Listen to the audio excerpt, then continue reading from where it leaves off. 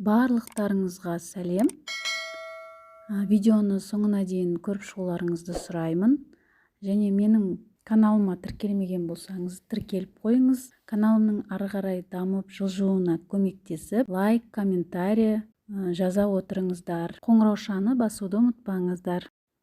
Бүгін сіздермен бірге кекс дайындаймыз. Ол үшін 200 грамм майды темір ыдысқа осылай ертіп аламыз.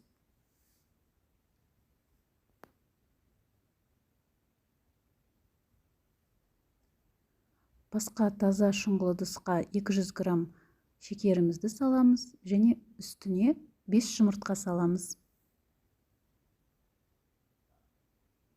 Жақсылап венчикпен араластырамыз. 250 грамм ұнның үстіне разрыхлительдің жобамен 2 чай қасығын саламыз. Және ертілген майымызды құйып,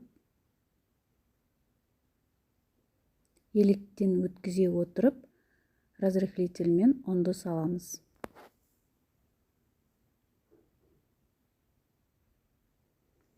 Жақсылап венчикпен араластырамыз. Ешқандай түйіршік қалмау керек.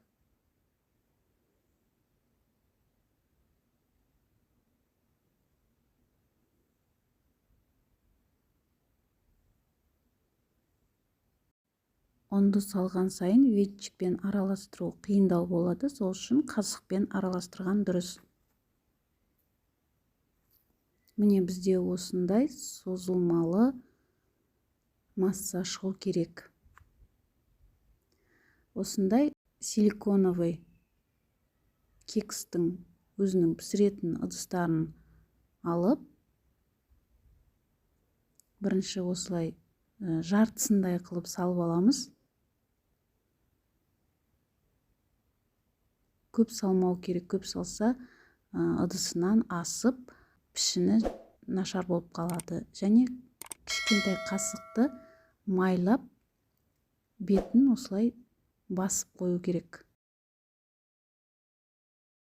200 градуста қызып тұрған пешке 20-30 минут көлемінде пісіріп аламыз.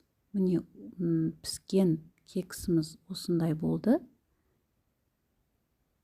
Пышный, әдемі кекстер шықты. Және өздеріңіздің қалауларыңызша осылай әсемдесеңіздер болады. Мен шоколадқа батырдым, сгущенкаға батырдым және бетіне кокос стружкаларын септім.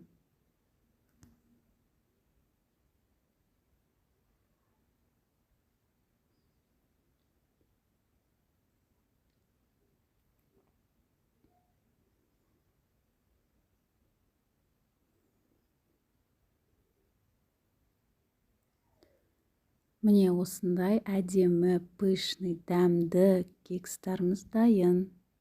Менің балаларыма өте қатты ұнады. Сіздер де балаларыңызға жасап көріңіздер. Сіздермен бірге болған Гүлнұр Темировна. Назарларыңызға рахмет. Сау болыңыздар.